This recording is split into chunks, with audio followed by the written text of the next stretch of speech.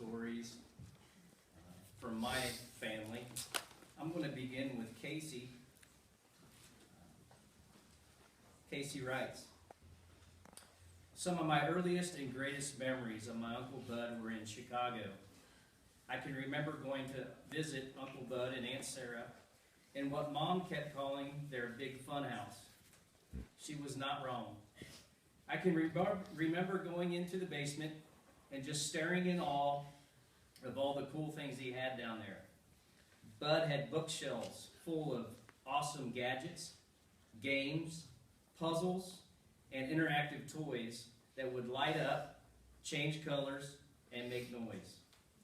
Uncle Bud loved telling stories about all the toys, where he got them, who made them, and how they worked. I can remember thinking he was the smartest man in the world because he knew everything about everything. These little moments spent with Uncle Bud are just some of the fun and exciting memories I have of him, but ones that I will always cherish.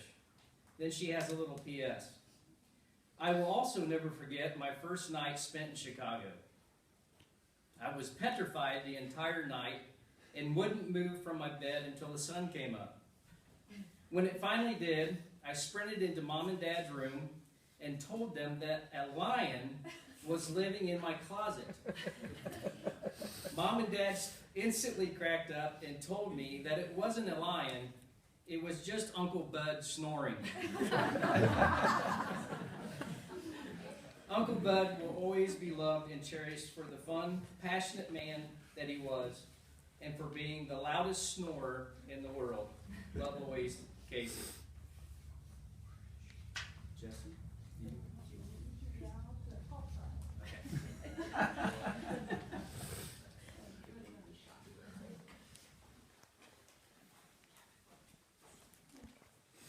We're going to try and get through this.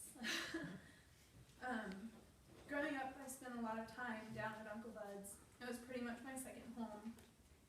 There's so many memories that I have of my time with Bud, but one that really stands out to me is helping him build his deck. My cousin Matthew helped us too, and it was the most fun because it was just us three. And Bud was the best employer I've ever had. We got paid $7 an hour, and we could have as many breaks and sodas we wanted as long as we worked for 15 minutes.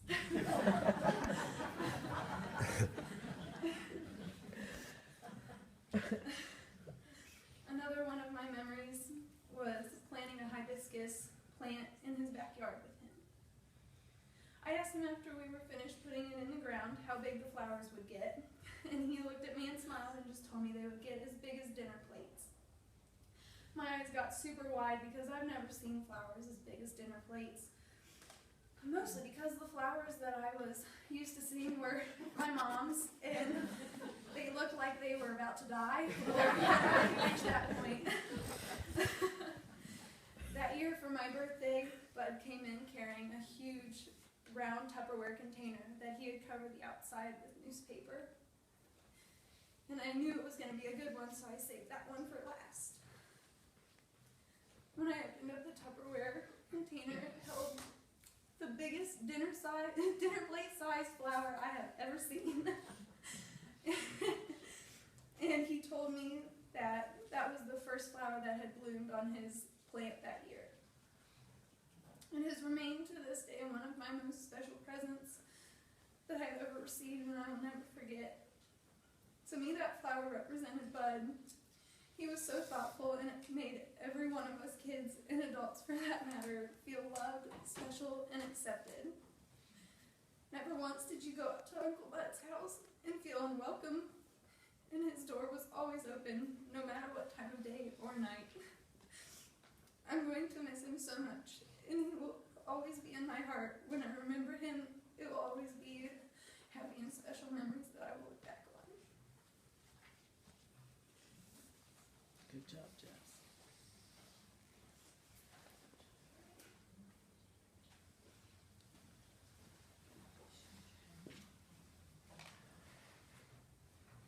This comes from Jacob. Jake couldn't be here today. He is with the National Guard at this point. Jake writes, I remember when Jesse and I were young, we would go and stay with Uncle Bud and Aunt Sarah. Every night before bed, Uncle Bud would allow Jesse and I to have a dreamsicle.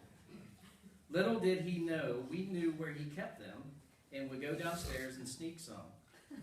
I think he caught on, though, when the box of 8 was gone in 2 days. But he never said anything. In the morning, we would wake up early, and Uncle Bud and Aunt Sarah would have small boxes of cereal set out for us. I always thought that they were really cool and thought that Uncle Bud must have had a shrink ray somewhere that made the boxes of cereal small enough for me and Jesse to eat. Obviously, my mother had never bought those for us. It was always fun spending time with Uncle Bud, and his memory will always put a smile on my face. Jake. Before I get to die, I have a couple stories of my own. I went to visit Uncle Bud and Aunt Sarah one evening. It was evening for us, but it was breakfast for Bud. Bud's hours, he would stay up till 4 in the morning, then he would go to bed, and then he'd wake up about 3 o'clock in the afternoon. That was his day. So I went over, it was probably about 5 o'clock, and there Bud sat in his chair. He had butcher wrapper paper on his lap. He opened up the wrapping, and there sat raw hamburger. I think he called it tartar or something like that. I don't know, but I'm a farm boy, and farm boys, we cook our meat. There sat Bud, and he'd make little balls of raw hamburger. He had a jar of capers, and he'd grab some capers and he'd smush in there, and he'd just eat that tartar. But I just look at him in amazement, and he says, "Do you want to try some?" And I said, "No, no way." But Bud loved his tartar. 2 other stories happened the same trip. And it was only 2 times that I saw Bud kind of get upset. And that trip was a Canada fishing trip. And prior to us getting to the campsite, we went grocery shopping as a family. And each one of us had a responsibility to grab certain types of food. Everybody succeeded in that except for Phil, my father-in-law. He forgot a few items. But midweek, the plane would come, and the pilot would get out, and he would ask if we needed anything. And the only one at the camp at that time was my father-in-law, Phil. And he says, "No, we don't need anything. We're good. We got everything we need." Well, we get back to the camp from fishing, and Uncle Bud said, "Hey, we saw the plane fly in. Did you tell him to bring us some groceries?" And Phil goes, "No, I didn't say that. I thought we were good. We'll just eat some fish and whatever we can find. We'll just live off the land." So that got Barb fired up, and in turn, Bud got a little fired up, and he threw out a couple bleep bleeps, and that was that. So the second story there, we're leaving, and Bud, prior to the trip, he purchased a brand new Coleman lantern. And we used it once or twice, I think, on the camping trip, on the fishing trip. And we're getting ready to leave, and we're loading up the plane. And he just had this little lantern in the cardboard box. It wasn't nothing solid or anything. And I'm handing it to Bud, and the bottom falls out. So there sinks Bud's brand new lantern. And Bud says, "Go down there and get it." And I'm thinking to myself, look, the water is freezing. There is big fish with sharp teeth in there.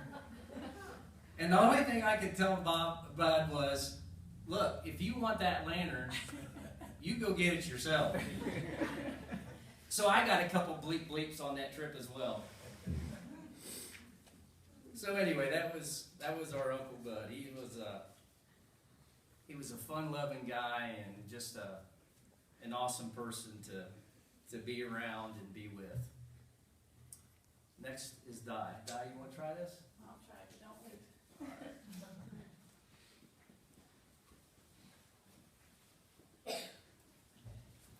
Alright. Uncle Bud was just one of those people, if you knew him, you loved him. He was just fun. Especially if you were 6 years old. Uncle Bud moved to Ohio and lived with my parents and us kids. I believe when I was 6. It truly was love at first sight. We of course knew Bud and couldn't believe our good fortune at having him actually live with us. So many of my childhood memories involve Uncle Bud. And at this time, we kids didn't realize how young he still was himself. He was just 26 years old. To us, he was just the ultimate adult. A big kid with money. And Bud never cared much about money. He always said money was for spending, and we knew how to do that. But it wasn't the gifts that he bought that sticks in all of our minds. It's more the time that he was willing to spend with each of us. He always had time to fly a plane, build a rocket, fix our mini bikes, or just sit and talk. He was the best playmate a kid could have. Before Bud passed, I had the privilege to have about 3 hours with him where it was just Uncle Bud and myself. I didn't know that it was going to just be 3 hours, but I believe Bud did. I decided I was not going to just sit there in the hospital room, so I started to reminisce. Our 3 hours flew by. I could have went on for so many more hours on just all the memories that were flooding back. I just began recounting all the fun stuff in no particular order that we had done together when I was growing up. And he, like all of you, was a captive audience. And so he had to listen to my ramblings. So here are just a few that I hope show just how kind, smart, and funny my Uncle Bud was. Dinner time at the Brumbaughs was always quite eventful, and some might say crazy. But shortly after Bud moved in, and I believe the entire time he was living with us, I began using his shoulders as my seat at the table. He would have to eat his last half of his dinner with me perched on top of him. I would eat my meal as fast as I could, then head over to Bud's chair and climb on his shoulders. And there I would stay until dinner was done. Why he let me do this, I'm not sure. Why my mother let me do this, again, I'm not sure. But I'm so glad they both did. I loved it. Bud, of course, allowed it. And I believe I was just letting people know that Bud was mine, and I was guarding my pot of gold. Another memory that kept popping into my head was getting paid 10 cents a boot, or 20 cents a day, to take off Bud's work boots and socks every day after he got home from working his construction job at Qualicraft Construction Company. I love that job. At the time, I thought it was just because I got money, but now looking back, I know it was just one more example of having the gift of time. It was a simple thing, but we would talk, and he always had something funny to say or to tell me. I'm sure he was tired, but he always had time for us kids. And this last memory, but certainly not the least, is a tradition that was started when I was 6 or 7. And pretty much carried on for the rest of my life. Every birthday, Bud would get me something that was supposed to fly. We would spend hours putting it together and then preparing for the big blast off or launch or takeoff. It was always so exciting to see the thing fly. Well, it usually never left the ground, and if it did leave the ground, it usually resulted in many more hours of putting it all back together after the big crash. Our hours of searching for the rocket parts in the middle of the Rose Lake are definitely one of our memories, and I'm sure my sister remembers that. But again, it was not the flying stuff, it was the gift of time. And maybe, just maybe, I should have taken an inkling that I might lose my Uncle Bud this year.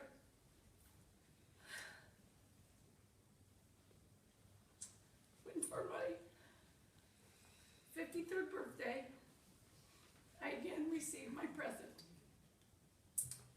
It was this rubber band slingshot helicopter thingy that, lo and behold, actually flew. As always, Bud presented my gift to me last. I always knew it was going to be something that flew, but I never knew what it was actually going to be. So I opened my gift and read my instructions, sort of, and then proceeded outside with Levi hot on my tail to see the latest contraption to see if it would actually work. So I aimed the whirly bird thingy at the sky, Levi dancing around me anxiously for his turn at the flying helicopter thingy. I pulled back on the slingshot rubber band thingy and let it fly. Off it went straight and true into the sky, and as it reached the top of its arc, and then it started to descend, the helicopter blades opened up, just like the manual said, and it slowly descended to the ground, lighting up with sparkly lighty things as it came down. Both Levi and I were thrilled. He, of course, raced out to the yard before me and grabbed the toy, and then it became his. So I went in to report to Bud the total success of his last toy. He and I both smiled, knowing that our plane had finally flown. Once again, he just made our childhood and life so much richer in so many ways. If we needed him, he was always there. That was my Uncle